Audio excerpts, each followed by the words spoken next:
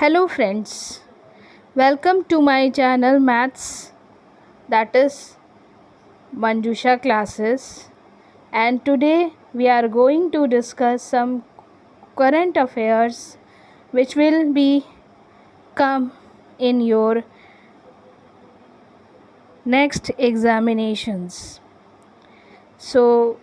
दोस्तों आज हम आप लोगों के साथ कुछ करंट अफेयर्स के क्वेश्चन डिस्कस करने जा रहे हैं और आशा है कि वो क्वेश्चंस आपके एग्ज़ाम में भी आपको देखने को मिलेंगे।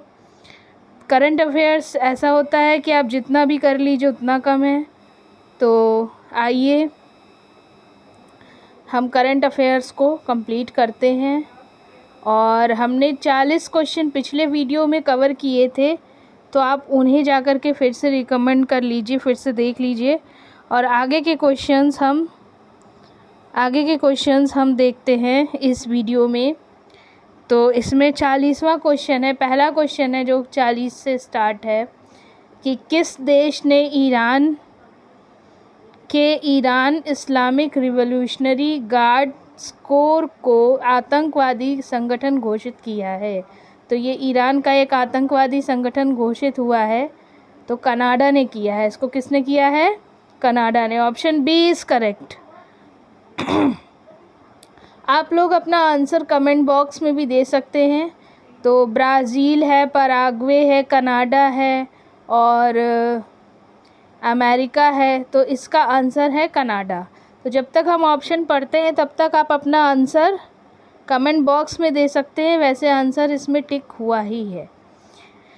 फिर स्विट्ज़रलैंड के दावोस में आयोजित विश्व आर्थिक मंच की 54वीं वार्षिक बैठक का केंद्रीय विषय था।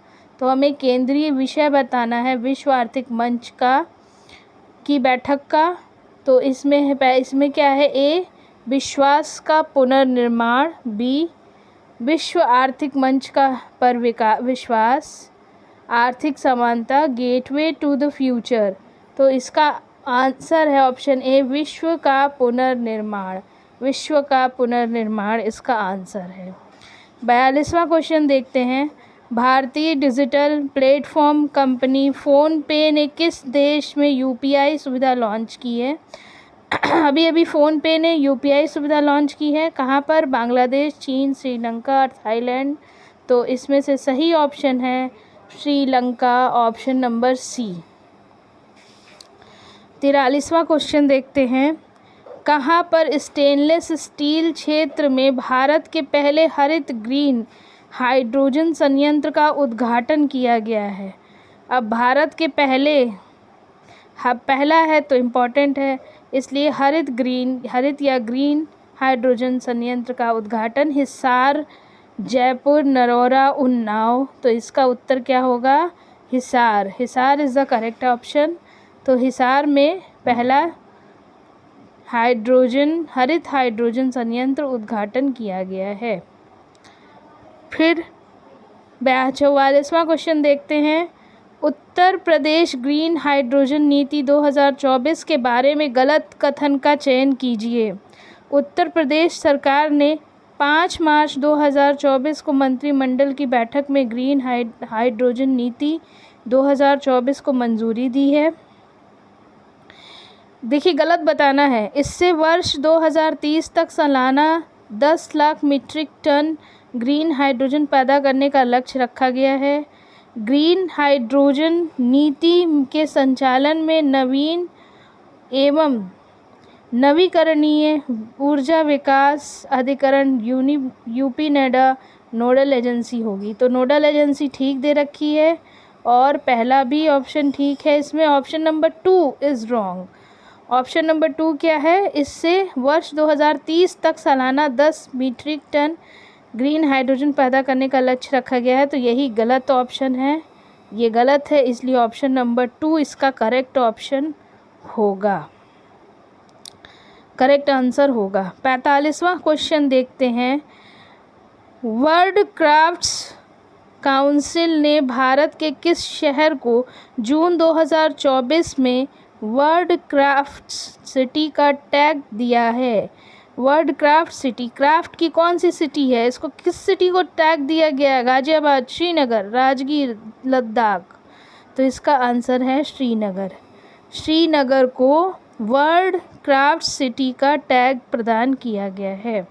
नेक्स्ट क्वेश्चन देखते हैं कि भारत की वह अग्रणी सामान्य बीमा प्रदाता कंपनी जिसने हाल ही में भारत की पहली satellite in orbit world party liability insurance policy शुरू करने की घोषणा की है। तो एक ये इंश्योरेंस पॉलिसी है, इसका आंसर है देखिए ऑप्शन देखिए, LIC, Tata AIG, Reliance AIG, इनमें से कोई नहीं। तो टाटा AIG इसका करेक्ट आंसर है। टाटा AIG ने इस तरह की पॉलिसी शुरू करने की घोषणा की है। इसके बाद देखते हैं नेक्स्ट क्वेश्चन कि हिमाचल के झाखड़ी में SJVN लिमिटेड की 1500 मेगावाट के Nathpa Jhakri hydro power station NJHPS में भारत की पहली बहुउद्देशीय हरित हाइड्रोजन पायलट परियोजना का उद्घाटन किसके द्वारा किया गया था? तो ये हिमाचल में किया गया है और हिमाचल के झाखड़ी में किया गया है।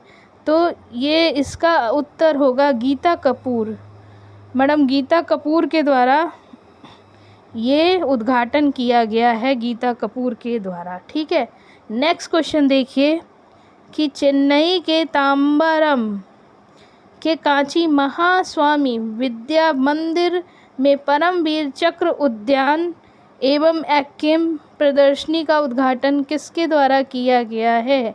तो चेन्नई में है, तो RN रवि के द्वारा किया गया। ये RN रवि के द्वारा किया गया है। ऑप्शन नंबर C देखिए, AKSK स्टालिन हैं, नरेंद्र मोदी जी हैं, RN रवि हैं और श्रीमती द्रौपदी मुर्मू जी हैं। तो यहाँ पर सही ऑप्शन C है, RN रवि। ठीक है, इसके बाद आइए नेक्स्ट क्वेश्चन पर चलते हैं। नेक्स्ट क्वेश्चन है 49वां क्वेश्चन। इसमें क्या है देखिए, इसमें क्या है कि भारतीय नौसेना के लिए DRDO द्वारा स्थापित सोनार प्रणालियों के लिए एक प्रमुख परीक्षण और मूल्यांकन केंद्र स्पेस का उद्घाटन कहाँ किया गया है? तो इस स्पेस का उद्घाटन केरल में किया गया है। देखिए सोनार है तो नौसेना के लिए है, नौसेना और यानी तटीय जगह यानी केरल। ठीक है, इस तरह से भी आप समझ सकते हैं। तो केरल इसका सही आंसर है। फिर 50वां सवाल देखते हैं हम। तो 50 सवाल तक पहुंच चुके हैं। 50वां सवाल देखिए, हाल ही में जारी Stockholm International Peace Research Institute SIPRI की रिपोर्ट के अनुसार भारत का वैश्विक हथियार आयात में योगदान है। तो वैश्विक हथियार आयात में कितना प्रतिशत योगदान है?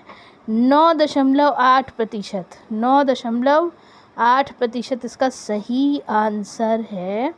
इसको आप लोग टिक कर लीजिए, इसको लिख लीजिए। ठीक है, फिर 51वां क्वेश्चन है, भारत और मलेशिया के बीच द्विपक्षीय समुद्री अभ्यास समुद्र लक्ष्मण के तीसरे संस्करण का आयोजन कहाँ किया गया है? तो समुद्र लक्ष्मण के तीसरे संस्करण का आयोजन विशाखापट्टनम में किया गया है। चेन्नई, कोच्चि, पोरबंदर, विशाखापट्टनम। तो इसका सही उत्तर है विशाखापट्टनम में किया गया है। Option number D। 52वां सवाल है, भारत के पहले इंडोर एथलेटिक्स केंद्र का उद्घाटन कहाँ किया गया? अब देखिए पहला है इंडोर एथलेटिक्स केंद्र है तो इम्पोर्टेंट होगा ही। तो पहले इंडोर एथलेटिक्स केंद्र का उद्घाटन भुवनेश्वर में किया गया है। भुवनेश्वर है, पणजी है, कोलकाता है, जयपुर है। तो इसमें से Bhubaneswar is the correct answer. ठीक है,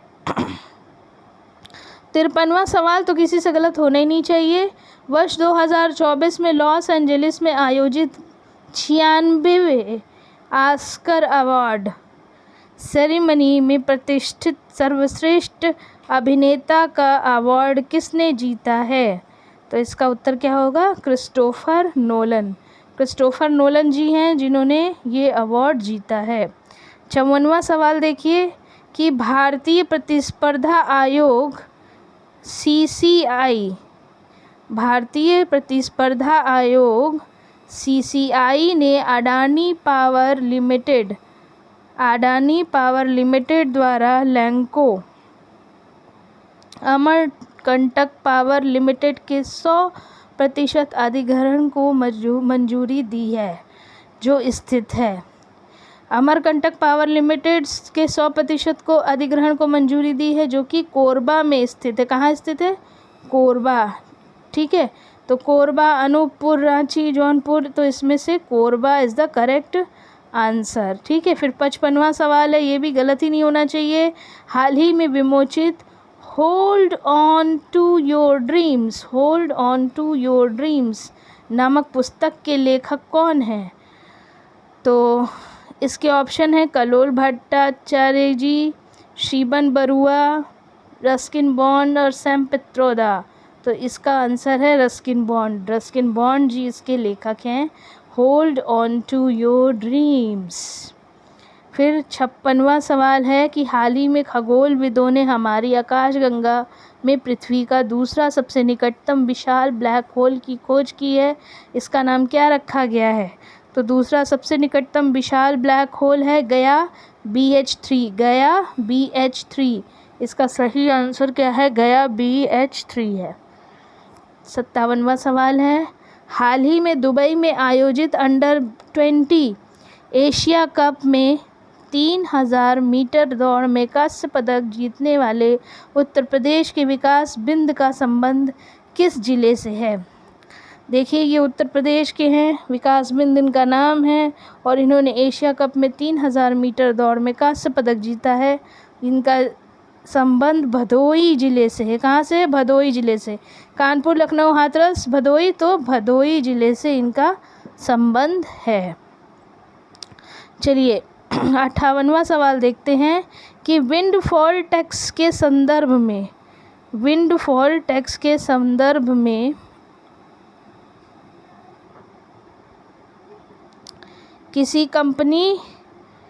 किसी विशेष कंपनी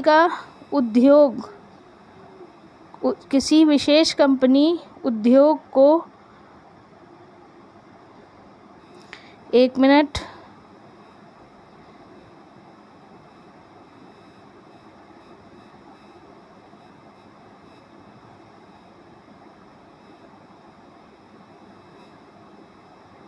ठीक है, इसके आगे का है 1 मिनट।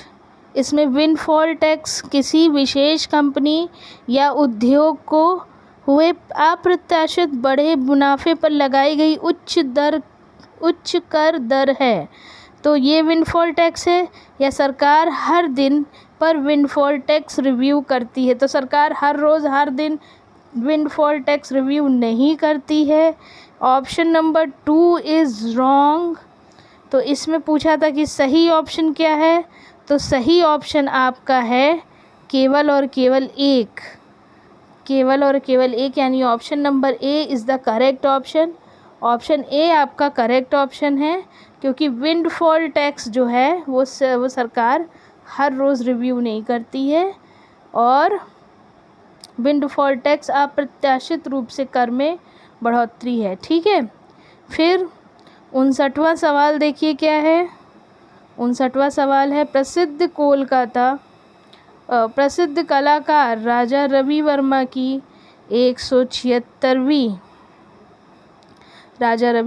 की 176वीं जयंती के अवसर पर उनकी जिस प्रतिष्ठित पेंटिंग की प्रथम वास्तविक प्रति का अनावरण किया गया है, उस पेंटिंग का नाम क्या है? चित्रलेखा, इंदुलेखा, गजगामिनी, मोहिनी। तो इसका आंसर है इंदुलेखा इसका करेक्ट आंसर है। आंसर पहले से ही लगाए जा चुके हैं इसमें, जिन्हें आप देख सकते हैं और इन्हें आप नोट भी कर सकते हैं। फिर 60वां सवाल है, हाल ही में भारत के किस महारत्न केंद्रीय सार्वजनिक क्षेत्र उद्यम को प्रतिष्ठित ATD बेस्ट अवार्ड 2024 से सम्मानित किया गया है?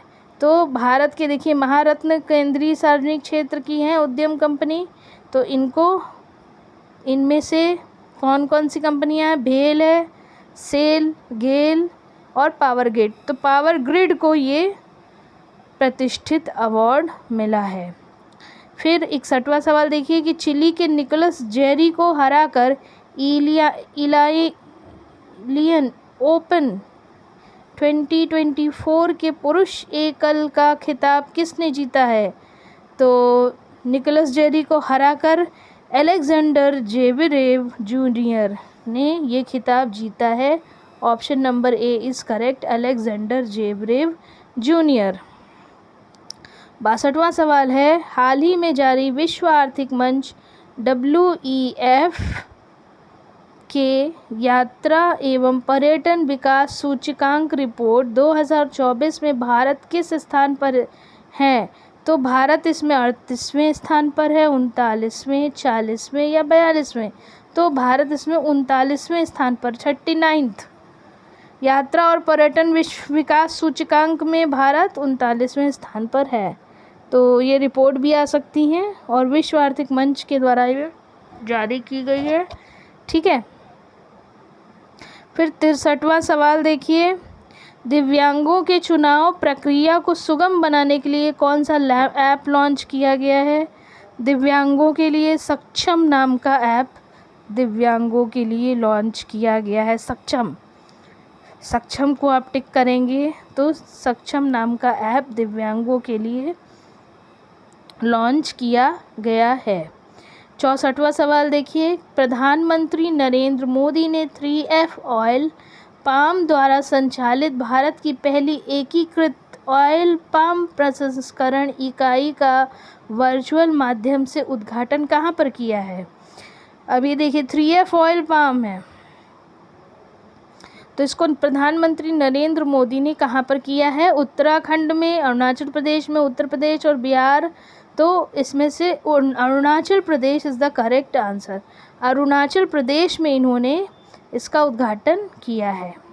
65वां सवाल देखिए, हाल ही में यमुना एक्सप्रेस वे औद्योगिक विकास प्राधिकरण ईडा ने आवासीय भूखंड मालिकों को अनुमोदन के लिए अपनी भवन योजना ऑनलाइन जमा करने में सक्षम बनाने वाली प्रणाली शुरू की है, जिसका नाम है, इसका नाम क्या है? Building plan management system. Building plan management system, D option is the correct option, building plan management system. तो इसको टिक कर लीजिए, लिख लीजिए। और ऑनलाइन जमा, अपनी भवन योजना ऑनलाइन जमा करने के लिए सक्षम बनाने की प्रणाली है बिल्डिंग प्लान मैनेजमेंट सिस्टम।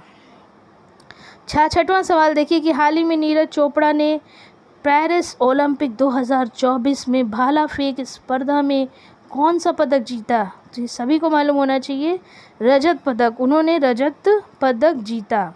हाल ही में OCI सुराज्य मान्यता एवं रैंकिंग फ्रेमवर्क में समृद्धि श्रेणी में किसे शीर्ष स्थान मिला है? देखिए OCI सुराज्य मान्यता है, तो इसमें गोवा है, उत्तर प्रदेश है, केरल, गुजरात। तो option number B is correct, Uttar Pradesh को शीर्ष स्थान मिला है। किसमें? OCI सुराज्य मान्यता एवं रैंकिंग फ्रेमवर्क में। ठीक है। अब देखिए 68वां सवाल, सॉवरेन वेल्थ फंड इंस्टीट्यूट की सबसे अमीर केंद्रीय बैंकों को सूची में RBI को कौन सा स्थान मिला है? अब देखिए RBI को स्थान मिल रहा है, तो 10वां मिला है, 12वां मिला है, 14वां, 13वां। तो इसका आंसर क्या हो जाएगा? 12वां। यानी RBI को कौन सा स्थान मिला है? 12वां स्थान मिला है। ठीक है, RBI को 12वां स्थान मिला है। अब देखिए नेक्स्ट सवाल है कि हाल ही में चर्चा में रहे प्रोजेक्ट वीरगाथा 3 किसने लॉन्च किया है? वीरगाथा 3 देखिए 2 मंत्रालयों ने लॉन्च किया है, एक शिक्षा मंत्रालय ने और एक रक्षा मंत्रालय ने। तो शिक्षा, इसका ऑप्शन डी इज़ करेक्ट है। डी कैसे करेक्ट हो सकता है? बी और सी दोनों सही, जिसमें शिक्षा मंत्रालय, रक्षा मंत्रालय दोनों है, और वीरगाथा 3 प्रोजेक्ट इन्होंने लॉन्च किया है। 70वां सवाल देखिए, BWF विश्व जूनियर बैडमिंटन चैम्पियनशिप, BWF विश्व जूनियर बैडमिंटन चैम्पियनशिप 2025 की मेज़बानी भारत के किस शहर में की जाएगी? तो शहरों के नाम है सिलचर, डिब्रूगढ़, गुवाहाटी, दिसपुर। तो ऑब्वियस सी बात है ये गुवाहाटी में की जाएगी। ये कटा मत देखिए, ठीक है, ये कटा हुआ आप मत देखिए। इसका उत्तर है गुवाहाटी, इसका सही उत्तर है गुवाहाटी, ठीक है, गुवाहाटी इसका सही उत्तर है। निम्नलिखित में से कौन से कथन सही हैं? तो सबसे पहला क्या है कथन? रोमानिया, बुल्गारिया आंशिक रूप से 31 मार्च 2024 को यूरोप के आईडी चेक मुक्त यात्रा यानी शेंगेन क्षेत्र में शामिल हो जाएंगे। कौन कौन से चेक मुक्त यात्रा में शामिल हो जाएंगे? शेंगेन क्षेत्र में रोमानिया और बुल्गारिया। और नंबर 2 देखिए, इसका कथन 2 देखिए कि 3 अप्रैल 2024 को जिम्बाब्वे के राष्ट्रपति MC मनांगवा ने अल नीनो के प्रभाव से देश के 80% भाग पर पड़े सूखे के कारण जिम्बाब्वे में राष्ट्रीय आपातकाल घोषित कर दिया। राष्ट्रीय आपातकाल घोषित किया है किसने? जिम्बाब्वे के राष्ट्रपति ने जिम्बाब्वे में, ठीक है। तो देखिए इसमें कई सारी इन्फॉर्मेशंस हैं, किसके प्रभाव से? अल नीनो के प्रभाव से। तो ये भी सही कथन, ये दोनों कथन सही हैं। Option number C is correct answer.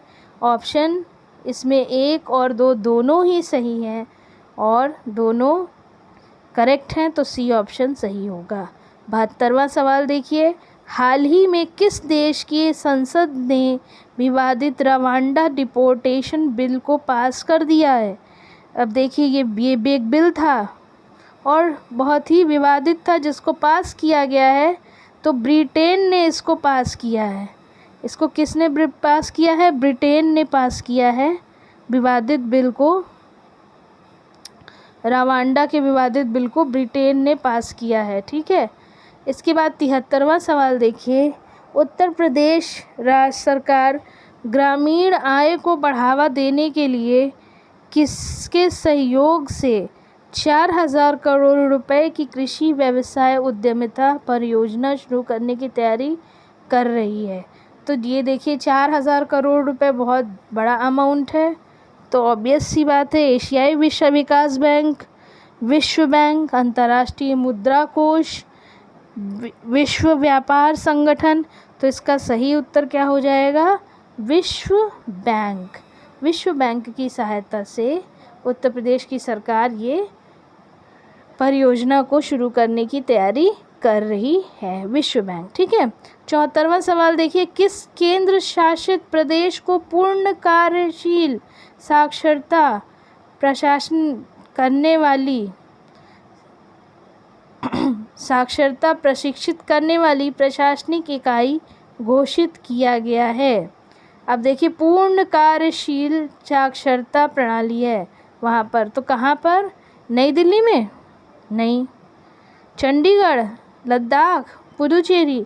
तो Ladakh is the correct option. Ladakh में ऐसा किया गया है।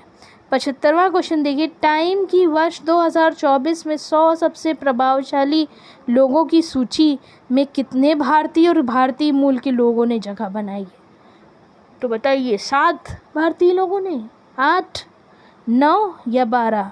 तो 8 भारतीय लोग ऐसे हैं जो कि टाइम्स की 100 सबसे प्रभावशाली लोगों की सूची में शामिल है। 8, 12 नहीं, 8 इसका आंसर है। Option number B is the correct answer. Option number B is the correct answer, 8।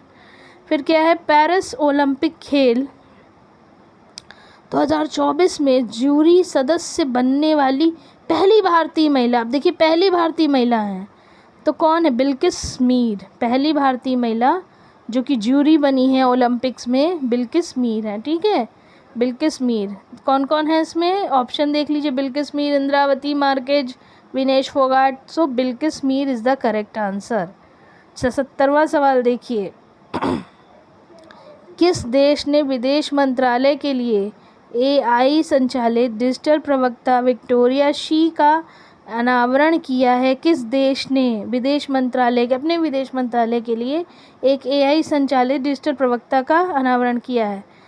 अब बताइए, वहाँ पर प्रवक्ता डिजिटल हैं तो जर्मनी ऐसा है, फ्रांस, अमेरिका, यूक्रेन?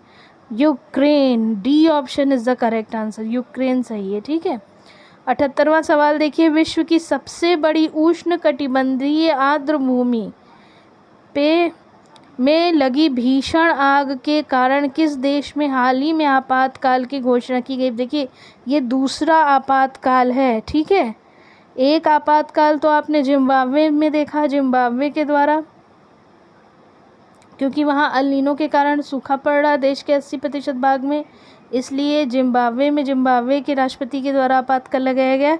एक और आपातकाल है कि उष्णकटिबंधीय आर्द्र भूमि पैंगोंग में लगी भीषण आग के कारण, आर्द्र भूमि में भीषण आग लग गई तो उसके कारण आपातकाल की घोषणा कहाँ की गई है? ब्राज़ील में, फिलीपींस में, जापान में, मॉरिशस में। तो यस, इसका आंसर क्या है? ब्राज़ील। ब्राज़ील इसका करेक्ट आंसर है। ठीक है, इसका करेक्ट आंसर क्या है? ब्राज़ील है।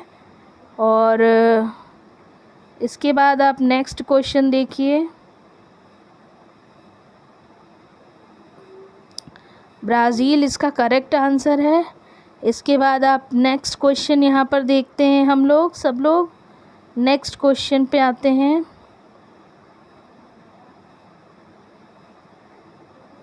एक मिनट,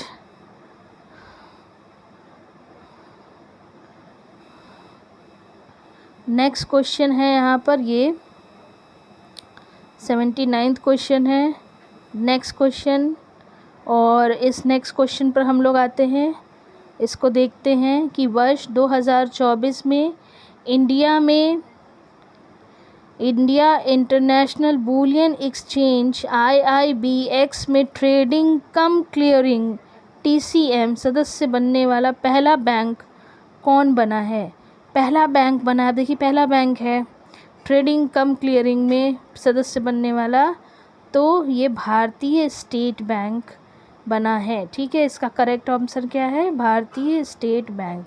बैंक ऑफ बड़ौदा है, पंजाब नेशनल बैंक है, IIC प्रूडेंशियल है, लेकिन भारतीय स्टेट बैंक इसका करेक्ट आंसर। ठीक है, नेक्स्ट क्वेश्चन देखिए 80वां, कि विश्व बैंक द्वारा जारी रिपोर्ट में वर्ष 2025 में भारत की विकास दर कितने प्रतिशत रहने का अनुमान लगाया गया? अब देखिए कौन कर रहा है जारी? विश्व बैंक।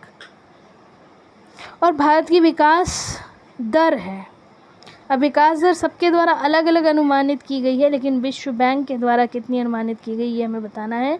ऑप्शन इसका 6.5%, 6.6%, 7% एंड 7.2%। तो इसका ऑप्शन सही क्या है? 7%, यानी विश्व बैंक क्या बता रहा है कि 7% विकास दर रहेगी।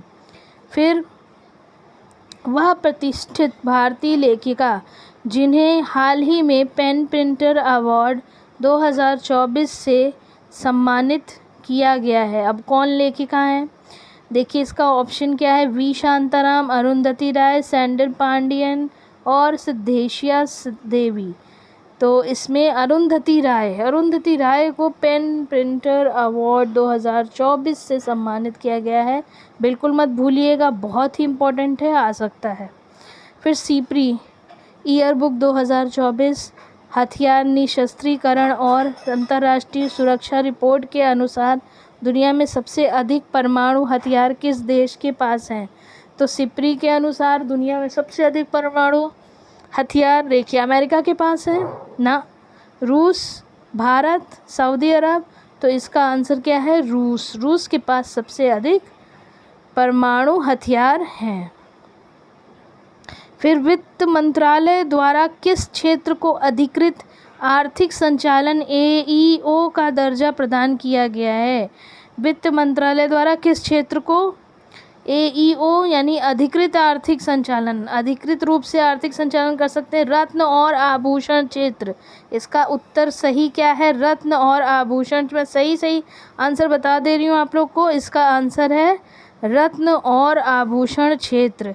फिर वह भारतीय मानचित्र चित्र जिसे 18वें मुंबई अंतर्राष्ट्रीय फिल्म महोत्सव MIFF में गोल्डन कोच अवार्ड के साथ अंतर्राष्ट्रीय श्रेणी में सर्वश्रेष्ठ डॉक्यूमेंट्री के रूप में दिया गया, सर्वश्रेष्ठ डॉक्यूमेंट्री के रूप में सम्मानित किया गया है।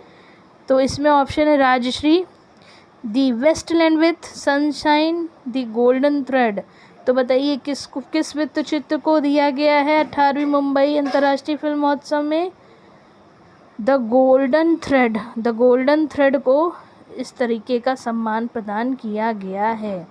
नेक्स्ट क्वेश्चन देखिए, ताशकंद में खेली गई एशियाई सीनियर जिम्नास्टिक चैंपियनशिप 2024 में महिला वॉल्ट स्पर्धा में स्वर्ण पदक जीतने वाली देश की पहली महिला जिम्नास्ट बनी है। देश की पहली महिला जिम्नास्ट। अब जिम्नास्ट आप जानते हो तो उसको लगा लेंगे। इसके ऑप्शन देखिए, दीपा कर्माकर, साक्षी मलिक, सुधा राय, बिल्किस मीर। तो इसमें कौन सा ऑप्शन सही है? Dipa Karmakar is the correct option. Dipa Karmakar ही वो जिम्नास्ट हैं जिन्हें महिला वॉल्ट स्पर्धा स्वर्ण पदक जीता है जिन्होंने। ठीक है। इसके बाद देखिए नेक्स्ट क्वेश्चन की वैश्विक शांति सूचकांक 2024 में भारत की रैंकिंग 116वें स्थान पर है। शांति सूचकांक है 116वें स्थान पर। और दुनिया के सबसे कम शांतिपूर्ण देशों में यूक्रेन शीर्ष पर है ना। दूसरा तो ऑप्शन बिल्कुल ही गलत है। दुनिया के सबसे कम शांतिपूर्ण देश में यूक्रेन शीर्ष पर नहीं है। इसलिए सिर्फ और सिर्फ पहला सही होगा कि वैश्विक शांति सूचकांक 2024 भारत की रैंकिंग 116वें स्थान पर है। Option number A is correct. ठीक है। किस शहर को यूनेस्को की सूची में भारत के पहले साहित्य शहर सिटी ऑफ लिटरेचर के रूप में सम्मानित किया गया है? यूनेस्को ने किया है किसको? वाराणसी को, कोझिकोड को, सीहोर को और ग्वालियर को। तो कोझिकोड इसका सही आंसर है। कोझिकोड इसका सही ऑप्शन है। साहित्य शहर है ये, साहित्य शहर, सिटी ऑफ लिटरेचर किसने किया है? यूनेस्को ने। नेक्स्ट क्वेश्चन देखिए, भारत सरकार द्वारा स्थापित प्रतिष्ठित सुभाष चंद्र बोस आपदा प्रबंधन पुरस्कार 2024 से किसे सम्मानित किया गया है? तो 60 parachute field hospital Uttar Pradesh, गुलजार, सेल ब्रॉडकास्ट या भारती मित्तल। तो इसमें ऑप्शन सही क्या हो जाएगा? 60 parachute field hospital Uttar Pradesh. 60 parachute field hospital Uttar Pradesh is the correct answer. ठीक है। आइए नेक्स्ट सवाल देखते हैं। नेक्स्ट सवाल हमारा क्या है? राष्ट्रीय भारतीय चिकित्सा विरासत संस्थान NIMH को पारंपरिक चिकित्सा अनुसंधान के लिए WHO सहयोगी केंद्र CC के रूप में कितने साल की अवधि के लिए नामित किया गया है? कितने साल की अवधि के लिए नामित किया गया है? 4 वर्ष की अवधि के लिए नामित, 4 वर्ष की अवधि के लिए नामित किया गया है। ठीक है। राष्ट्रीय भारतीय चिकित्सा विरासत संस्थान को। 90वां सवाल देखिए कि डीडी किसान चैनल ने 26 मई 2024 को अपनी नवीं वर्षगांठ के अवसर पर AI एंकर कृष और भूमि को पेश किया है। देखिए अब एंकर भी AI में आने लगे हैं, आर्टिफिशियल इंटेलिजेंस। तो AI एंकर कृष और भूमि 50 भाषाओं में संवाद करने की क्षमता रखते हैं। जी हाँ, दोनों ही करेक्ट ऑप्शन हैं, दोनों ही करेक्ट हैं। डीडी किसान चैनल ने ऐसा ही किया है और उन्होंने कृष और भूमि नाम के 2 AI एंकर रखे हैं। Option number C is correct, यानी 1 और 2 दोनों ही सही हैं। 91वां सवाल देखिए, भारत ने 2024-25 के लिए यूनेस्को की विश्व विरासत सूची में नामित किया है क्या? मुग़ल सैन्य परिदृश्य को, मराठा सैन्य परिदृश्य को, राजपूत सैन्य परिदृश्य को, सिख सैन्य परिदृश्य को। तो मराठा सैन्य परिदृश्य को इन्होंने अपनी यूनेस्को की विश्व विरासत में सूची में नामांकित किया है। नामांकन हुआ है अभी सिर्फ, ठीक है, नामांकित किया है किसने? यूनेस्को ने। 92वां सवाल देखिए कि 5 जुलाई 2024 को भारतीय मोटरसाइकिल निर्माता कंपनी ने महाराष्ट्र के पुणे में विश्व की सबसे पहले सीएनजी से चलने वाली मोटरसाइकिल फ्रीडम 125 लॉन्च की है। फ्रीडम 125 किसकी है? टीवीएस मोटर कंपनी की है, बजाज ऑटो लिमिटेड की है, होंडा मोटर कंपनी है या हीरो मोटोकॉर्प है? तो motorcycle freedom 125 Bajaj auto limited की है, बजाज ऑटो लिमिटेड की है, ठीक है, ये बजाज ऑटो लिमिटेड की है। तो करेक्ट ऑप्शन आपका क्या हो जाएगा? बजाज ऑटो लिमिटेड, ठीक। फिर इसके बाद 93वां सवाल क्या है? 93वां सवाल देखिए कि वर्ष 2024 में विश्व आर्थिक मंच के यात्रा पर्यटन विकास सूचकांक में भारत का स्थान कौन सा? देखिए इस सवाल दोबारा आया है, बहुत ही इम्पोर्टेंट है, आ सकता है। तो 39वां स्थान है, 39th वैल्यू है इसकी। विश्व यात्रा पर्यटन सूचकांक विकास सूचकांक में भारत का स्थान, ठीक है। और कौन लॉन्च करता है इसको? विश्व आर्थिक मंच लॉन्च करता है। फिर 94वां सवाल देखिए, नवरत्न कंपनी का दर्जा अप्रैल 2024 में किस सार्वजनिक क्षेत्र की कंपनी को प्रदान किया गया? अब देखिए कंपनी लिखी होंगी और इसमें से आपको बताना है कि कौन सी कंपनी को नवरत्न कंपनी का दर्जा अप्रैल में प्रदान किया गया है। Coal India Limited, National Thermal Power Corporation Limited, IREDA Limited और भारत इलेक्ट्रॉनिक्स लिमिटेड। तो इसमें से option number C is the correct answer, IREDA Limited. और इरेडा लिमिटेड इसका हेडक्वार्टर दिल्ली में है। तो इरेडा लिमिटेड को नवरत्न कंपनी का दर्जा अप्रैल 2024 में प्रदान किया गया है। और 95वां सवाल देखिए कि दक्षिण अफ्रीका के किस शहर को विश्व का पहला जल विहीन शहर घोषित कर दिया गया? अब बताइए, जल विहीन शहर घोषित किया गया, वहाँ पर जल की कमी हो गई। East London, Cape Town, Rustenburg, Durban. तो Cape Town is the correct option, Cape Town को ही जल विहीन शहर घोषित किया गया है। लोक परीक्षा अनुचित साधन रोकथाम, लोक परीक्षा अनुचित साधन रोकथाम अधिनियम 2024 को केंद्र सरकार ने कब लागू किया है? 21 जून 2024 को। देखिए 21 जून 2024 को ये अधिनियम लागू किया गया है जिसमें अनुचित साधन पर रोकथाम लगेगी। लोक परीक्षा ने इस अधिनियम 2024 ने को केंद्र सरकार ने 21 जून 2024 को लागू किया है। नेक्स्ट क्वेश्चन देखिए, भारत में वर्तमान में कुल कितने विश्व धरोहर स्थल हैं? तो 42 विश्व धरोहर स्थल है, 42, ठीक है। ऑप्शन है 42, 34, 50, 40। तो 42 और विश्व धरोहर स्थल। कितने विश्व धरोहर स्थल हैं? 42 विश्व धरोहर स्थल हैं। फिर 98वां सवाल देखिए कि 98वां सवाल क्या है? देखिए इसमें इसका उत्तर है 42, ठीक। अब 98वां सवाल देखिए कि निम्नलिखित कथनों पर विचार कीजिए कि वर्ष 2024 में विश्व प्रेस स्वतंत्रता सूचकांक में भारत का 159वां स्थान था। तो 2024 में 159वां स्थान है।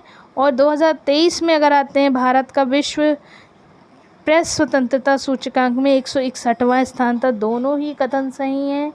2023 में 161वां था और 2024 में 159वां स्थान है।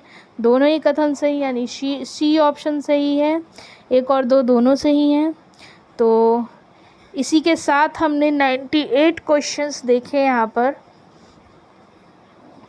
98 क्वेश्चंस को आप लोग तैयार कीजिए अच्छे से।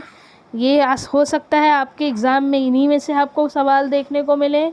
और बहुत अच्छी जानकारी के साथ हम फिर एक बार और उपस्थित होंगे। तब तक के लिए अगर आपको ऐसी ही जानकारी चाहिए तो आप मेरे चैनल को सब्सक्राइब करिए, शेयर करिए, लाइक करिए। जितने ज़्यादा लाइक करेंगे उतना ज़्यादा मैं मोटिवेट होंगी और उतने ही अच्छे अच्छे क्वेश्चंस आपके लिए लेकर के आऊँगी, ठीक है। तो इसको शेयर कीजिए, लाइक कीजिए, सब्सक्राइब कीजिए। धन्यवाद।